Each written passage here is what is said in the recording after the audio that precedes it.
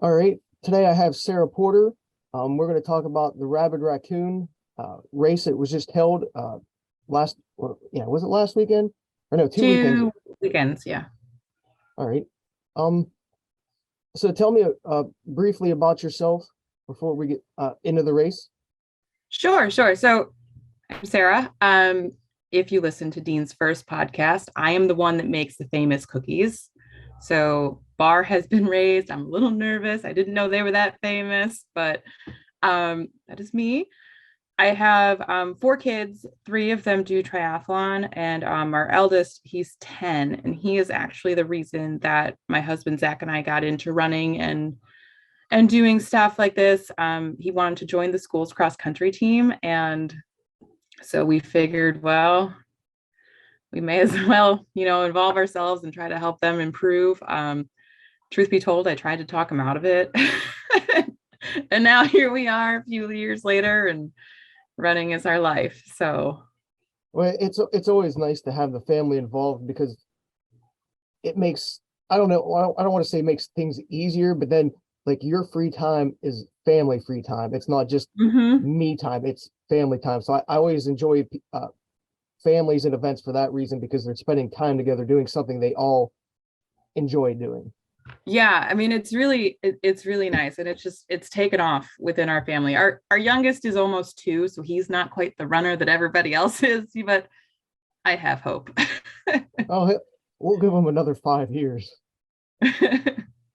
All right, so at Rabbid Raccoon, which race did you actually participate in? So I was part of the 100-mile relay. The Butler County Milers, we had 2 relay teams. I was the team leader for Sarah's Angels. It was me and 4 other men. So I was the only girl. And so we named the team Sarah's Angels. That's fitting with all the cookies and other Right? things people say. Yeah. It was awesome. Oh, It was fun. Which number did you Which do? leg? Like, yeah, which leg? Yeah, so I did the second leg. And truth be told, I was really nervous. My husband will tell you, up until January, I am consistently inconsistent with training. I'll run what I feel like running when I feel like running it, and it is what it is, and whatever. I in December I ran a total of 7 miles. The entire month of December, I ran 7 miles. And then January hit, and I was like, all right, I'm signed up for this relay. People are counting on me. It's not just, well, I'll finish eventually, And so I really ramped up the training, and I ran 84 miles in January, I think 95 in February, and we're not done with March, and I'm over 100. So really ramped up the training to help prepare for this. Our team goal was 24 hours, and we finished in 24 hours and 5 minutes. So we were close. But it was a lot of fun. We'll just call that weather added bonus. Yeah, we all contributed. We figured. I went the wrong way once.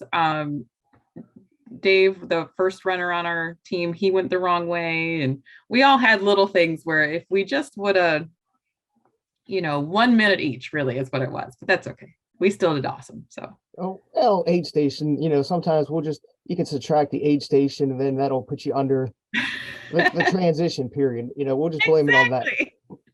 Yeah. All right. So since you were the second leg, you already had some people on the course. Obviously you had the 100-milers on the course. Like, what time did you start your leg, and did you feel like you met a lot of people on the course, or were you still spaced out pretty good with the second leg? Yeah, so Dave crushed it. He did his leg in just over 4 hours. So I started right around 11, I think like 11:15. Was when I started, and I actually left right around the same time as another relay member. He left maybe 30 seconds before I did. So we were out there together. He was really nice. We ran a little bit together. I had passed him, and then at the first aid station, I left the first aid station and I went up a hill. I just assumed there's the hill, gotta go up it. And yeah, you weren't supposed to do that. But he was nice enough to call me back. He saw me go up the hill, he called me back, and I got back on course. And I spent a really good chunk of I think miles like 5 to 12-ish between aid station 1 and 2 with somebody doing the 100K. So we shared a lot of miles together, just, chit chatted and whatever. But I saw there were quite a few people out, not a lot, but I saw a fair share, I would say. Yeah, because I think if you started at 11, you sort of missed the beginning of what was it? Yeah, the other 2 start times was like 8 and 10 or something. So you sort of were in that. Yeah, I didn't see, to my knowledge, I guess, I didn't see any of the 20 milers because I think they started at 8 and the relay started at 7. So the relays and the 100Ks both started at 7. I don't think I saw any 20s. If I did, they were really fast and I didn't realize that's who they were. But I'm sure I passed plenty of 100 milers and stuck with the 100K guy for quite some time. Oh, that's always nice to have a little bit of camaraderie, and you talk a little bit, because we'll touch on this a few times about like the weather. With the weather, I would say, to me, my personal opinion, it probably helped a lot more to have somebody with you than it would have been by yourself facing the weather the way it was. I mean, I ran in the daylight. So I was really grateful. Of the 5 members on my team, I was the only one that got full daylight. When they started at 7, I think they had the headlamp for maybe like 30 minutes or something like that. And then the one after me, I think his last couple of miles was in the dark. And then we had 2 overnight legs. So I was the only one that ran in the complete daylight. It snowed a little bit. It was a little chilly, but it wasn't horrible. The mud was, there were some sections where it was really muddy. I'm actually really grateful. I normally, when I put gloves on, it doesn't matter how hot I get, I just leave them on. Because I'm like, well, eventually I'll get cold again and I'll just want them. And for some reason, I took my gloves off and I put them in my pack. And then in between miles, aid station 1 and 2, we hit this really like thick peanut butter, you couldn't stand without sliding mud. And I didn't have my gloves on, thankfully. And I had slipped and I caught myself with my hands. And if I had my gloves on, they would have been totally destroyed and wet like the whole rest of the race. But I was luckily able to put them on after the second aid station because it got pretty chilly after that. But so I don't know, weather-wise, I thought it was okay. Not too horrible. It's funny how you used peanut butter mud, because when I stopped, I was talking to, not the name drop, but I will, Matt Lipsy, who won the 20 miler, and that was exactly how he described the mud, was peanut butter mud. So I find that interesting that you guys both use the same term to describe the course in, well, obviously in certain sections, but the mud itself. Yeah. So it wasn't, that's not my term. I heard somebody else say it. I just kind of stuck with it. But I think it describes it well. It was,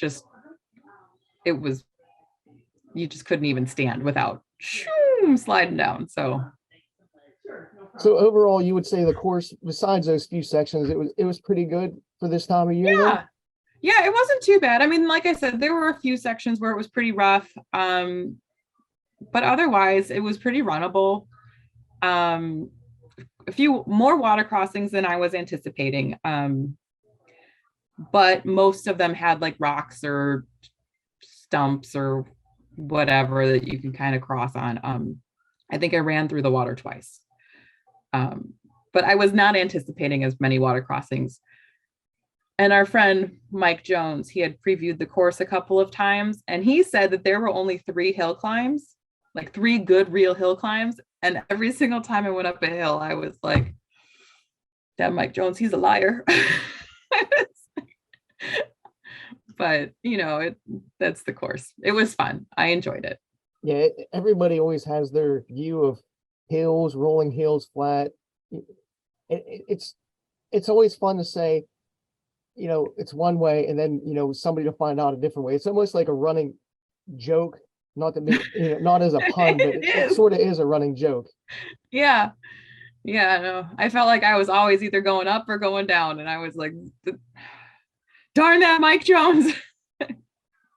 Now, how was the course itself like marked? Did you find it all right, or It because was marked really, really well. When I went off course, it was completely my fault. I just didn't follow the obvious flags. I just saw the hill and was like, oh, well, here we go up another hill. It just wasn't even paying attention. But I thought they were marked really well. And all of the flags had reflective tape on them. So the overnight legs, their headlamps would hit the flag. So they were able to see it. Because my husband, Zach, he ran our fifth leg. So he started at 1:45 in the morning.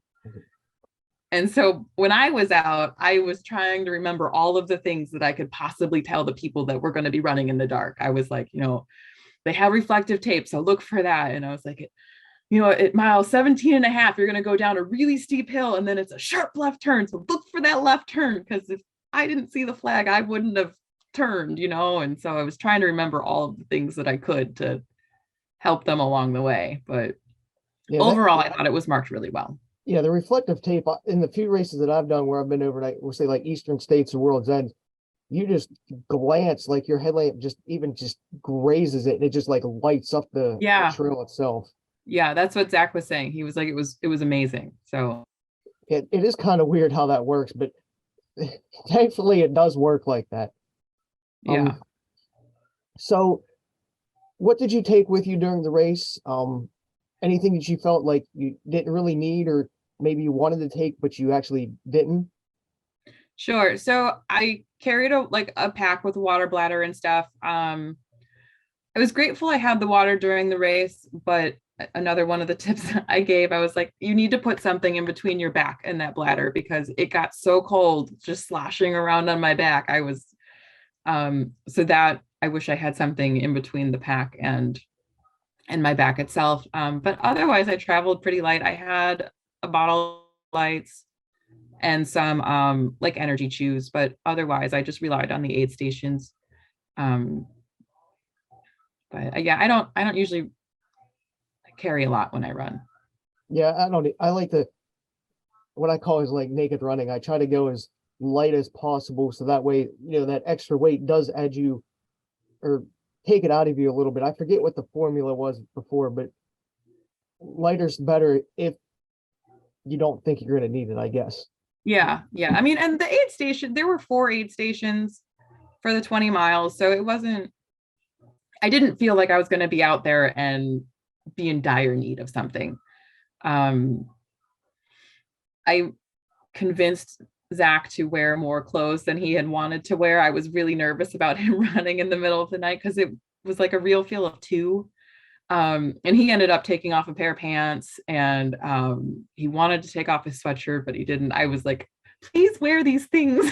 And he did, to appease me, but he probably dressed a little heavier than he should have. Yeah, because I know a couple of people were asking in different groups, and the one thing that I thought of that I was going to do was wear like a rain pant, so that way it was like a break.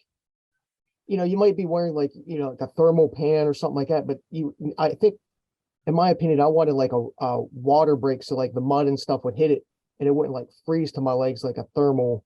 Right. I mean, yeah, obviously I didn't run the race I was supposed to. If people didn't know, I sort of backed out because I'm a little child when it comes to cold, but it happens. So anything that you think uh, they can improve on at all? Maybe like food or markings or marketing or anything at all?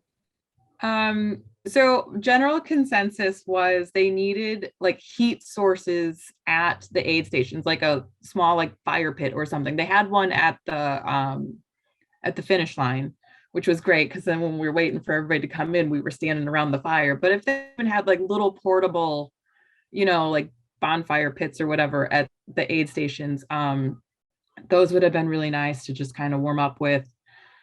Aid station 4 was really big. That was where the relays switched over at. So that aid station I thought was really nice, a lot of space. The 3rd aid station was like right on the road. It was a pretty busy road, a lot of like big trucks going by. Zach said when he was waiting for me to hit aid station 3, like a lot of they were like tanker trucks, and a lot of the tanker trucks were hitting the cones, and like the cones are flying all over the place. And he's like, it should be a little further off the road, not just right there. It was like you had a foot between the aid station and the white line. So I guess maybe it's difficult to be able to place aid stations in accessible places. I understand that, but maybe relocation of a few of the aid stations would have been good. Well, I do know your group, the Butler County Battlers, had that big ice tent. Was it Yes. 4 or was it 3? It was at 4.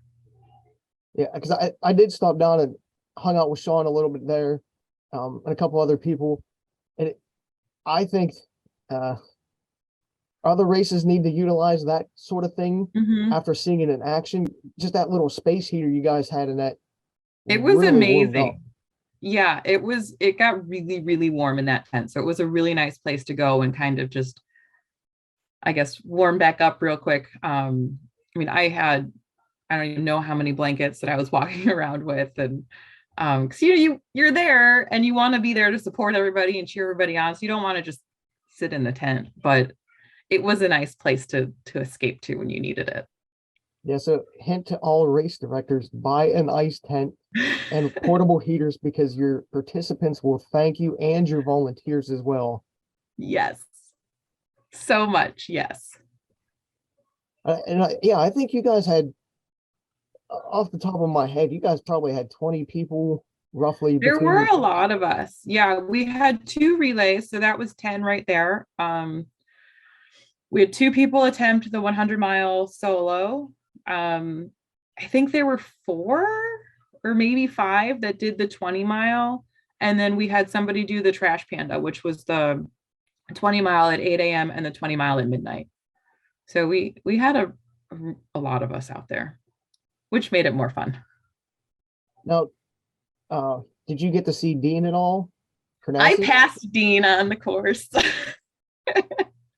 I was so excited. I mean, he was hiking at that point. I heard that he had hurt his ankle or something like that. And so he had been done running and he was just kind of hiking parts of the course. So, but I passed him. He was really nice. I talked to him for a brief second while I would say the same thing. I would have been like, I got to pass him. He's I guess a running legend. So anytime you even get to see or be near somebody like that, it's always a good race experience or something in your life that you're always going to remember. Yeah. I mean, the thing, I think, we were out there for, a day and a half. We were all talking to each other. And I think the thing that most people thought about Dean was just how nice and genuine he is. And, just, he didn't seem full of himself or, I'm better than all of you people. Like, he was one of us and he was really kind and took time to talk to you when you wanted to. And so overall, it was a great experience with him being there. I always tell people listening to his books that the one thing that always stands out, and I will say this every time I bring his name up, is him being the first person to run around the pole naked. He brought it up, and it's just one of those things that just sticks with me. And every time his name gets brought up, it's the first thing I think about. I was like, man, I wish that was me, because it would just have been something cool to right? Say I did. Yeah. So, like, I know standing there at aid station 4 with the Butler crew, the weather to me, it was cold, and I saw a lot of miserable faces. To be honest with you, like, I don't want to sugarcoat it, but at times it really didn't seem like people were having fun, but were sort of glad to be finished. Would you say that's like a fair assessment at all? Yeah, I guess. I don't know. When I do these crazy things, I'm in it for the people. Like, the Butler County, we do Soul Crusher Saturdays. So every Saturday, or one Saturday every month, we do like something incredibly hard, and it's called our Soul Crusher. And those are like my favorite days, because like the most people come out for them, and it's just spending time with your friends. And so personally, I didn't feel, I guess, really defeated or bummed out or anything because of the weather or whatever. I was just happy to be out there with our friends. I mean, don't get me wrong, it was cold. I when I was done racing, I put on 2 pairs of sweatpants and then like a base layer and a long sleeve shirt and a sweatshirt and a winter coat and like 3 blankets. I was bundled. But it was I don't know, I still had a fun time. It was a long weekend.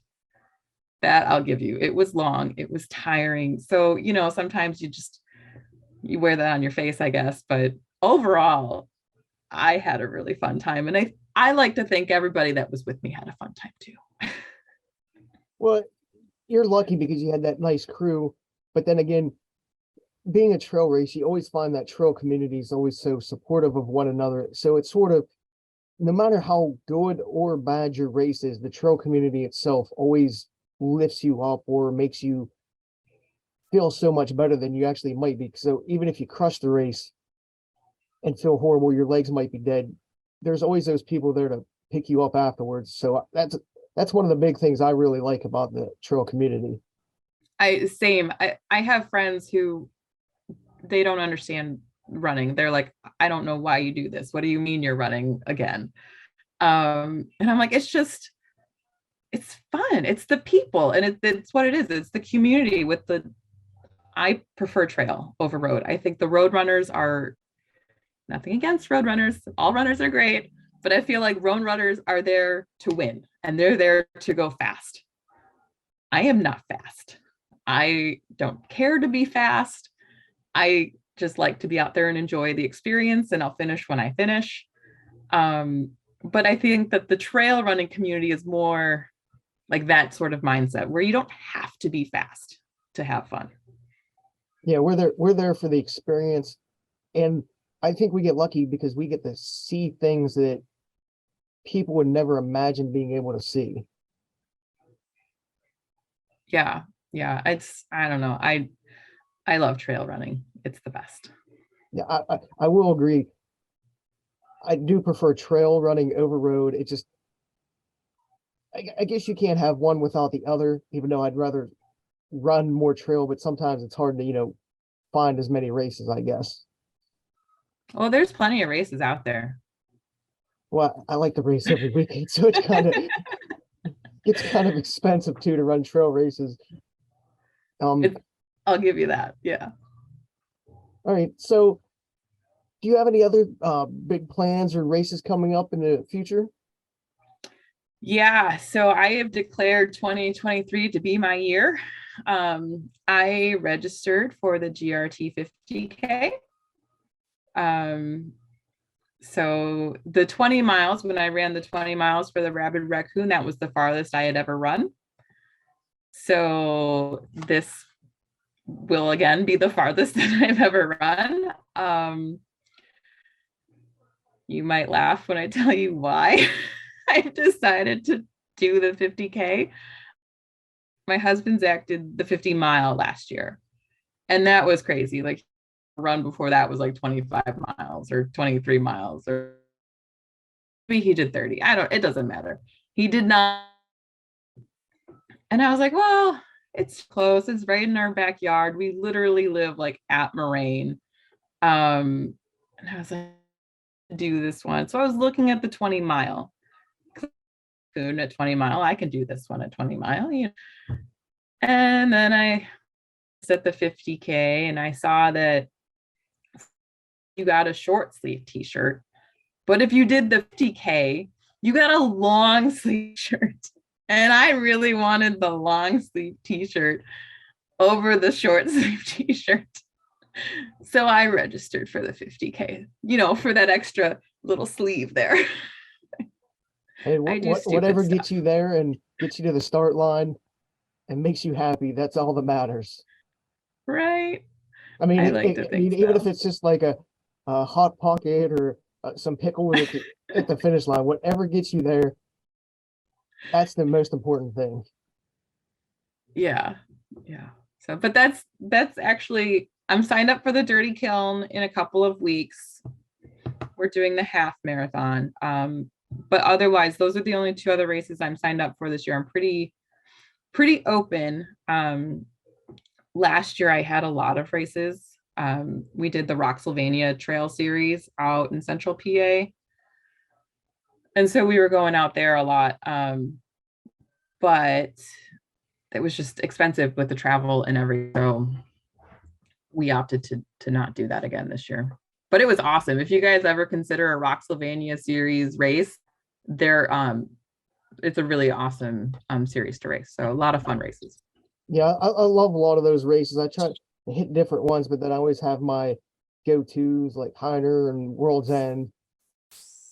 And I know I'll be at Dirty Kiln as well, so don't forget to look for me. I will.